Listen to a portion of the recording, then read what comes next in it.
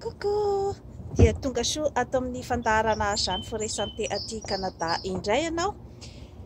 Ny horesantsika anio zany dia ny momba ny appareil iray atao hoe vélo d'appartement. Ity vélo d'appartement ity moa zany no isan'ny tena tiako zany amin'ny appareil fanatsarana vatana zany ary fikarakarana vatana. Ny vélo d'appartement zany dia manahena ny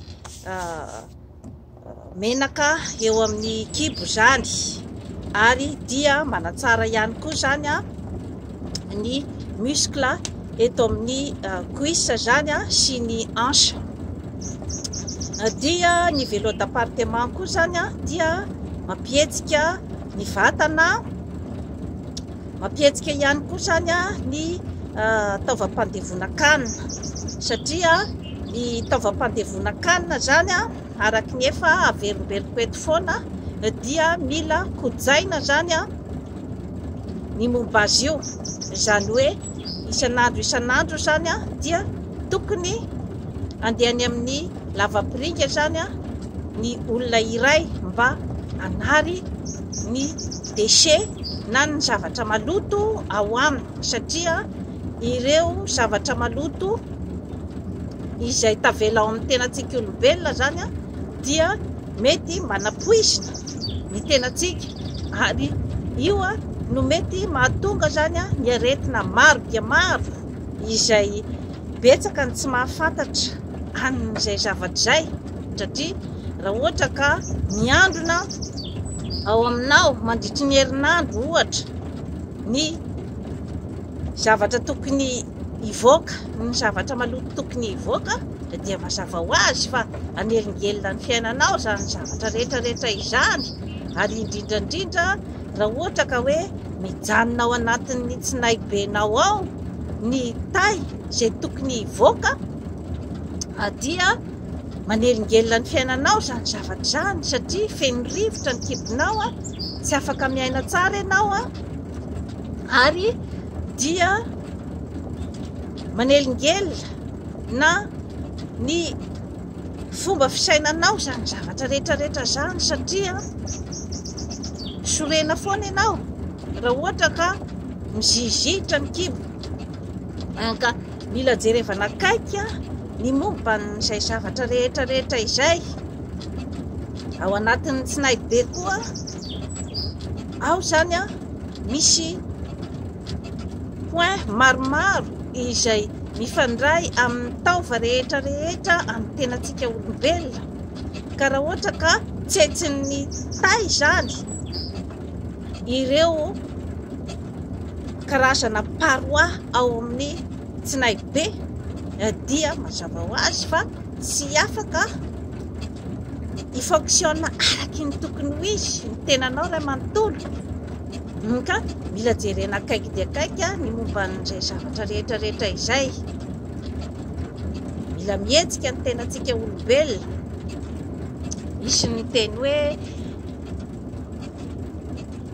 ny karazana fanaovana exercice physique na ny fanetseham-batana zany dia fampijalian-tena, arakaraky ny fandraisanao ny fiainana ihany io. Raha ny fahafantarako ny lalàna ny fiainana aloha hatramin'izao dia ao anatin'ny mangidiny misy ny mamy ary ao anatin'ny mamy misy ny mangidy. Rehefa milona ela be loatra ao anatin'ny mamy ianao dia dikan'izay dia tsy miasa firy ianao zany, tsy miezaka firy ianao zany amin'ny fiainana fa migioka ny tsiron'ny fiainana, ka dia ianao ihany no isedra ny valin'izay. Fa raha araky ny fiaverako ny lalàna ny fiainana dia niezaka ataonao isan'andro izay no hitondra vokatsoa ho an'ny fiainanao ary hitondra asambarana ho anao.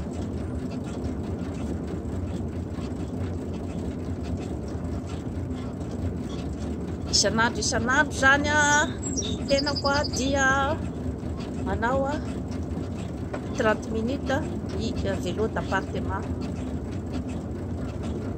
tsara dia manatsara ihany koa ny concentration sy ny maîtrise ny zavatra rehetra izay atao, satria ny énergie izay ao amin'ny vatantsika olombelona dia mila kojaina io mba hajary énergie positive hoy sisy ny fitenenana, satria raha ohatra ka tsy misy ny maîtrise ny zavatra izay ataonao na ny zavatra izay lazainao dia izay ilay ataontsika hoe mivaona any amin'ny tsy tokony ho izy ilay énergie. Raha ohatra ka misy olona iray izay efa izay nanaovan-janahary azy hoe mamokatra énergie goavana be ilay olona iray, kanefa tsy hainy zany ny mandanjalanja an'io énergie ao amin'io, dia ilay énergie goavana be ao aminy rehefa tsy voalanjalanja dia mety ho énergie izay mamotipotika olona manodidina azy. Ka isan'izay zany ny fanaovana ny exercice physique mba ahafahana mamoaka angovo tsara. Raha ohatra zao olona izay ataontsika hoe tezitezim-poana na olona manana pulsion. Ny pulsion zany dia efa nazavaiko teto ihany ny atao hoe pulsion dia karazana hery tsy hay tohaina ao amin'ny olona iray, anatanteraka fihetsika iray izay fihetsika mety amotika ny olona hiantefany.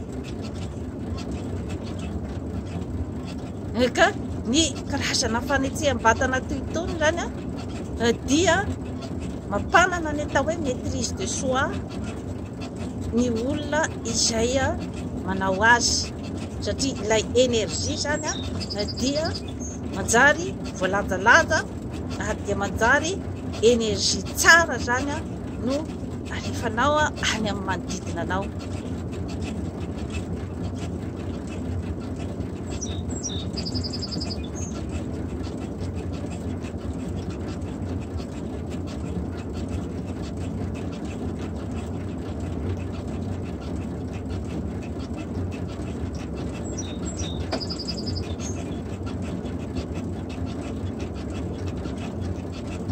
Ity zany no appareil izay ataoko angamba fa tsara indrindra zany raha ho an'ny vehivavy. Tanjo ihany koa ny homamiadana, ny karazana homamiadana amin'ny olo eo amin'ny vehivavy, ny homamiadana ny utérus sy ny sisa sy ny sisa. Izany zavatra rehetrarehetra izany dia miaraka amin'ny fihinanana sakafo ara-pahasalamana ary ny fampitoniana ny saina.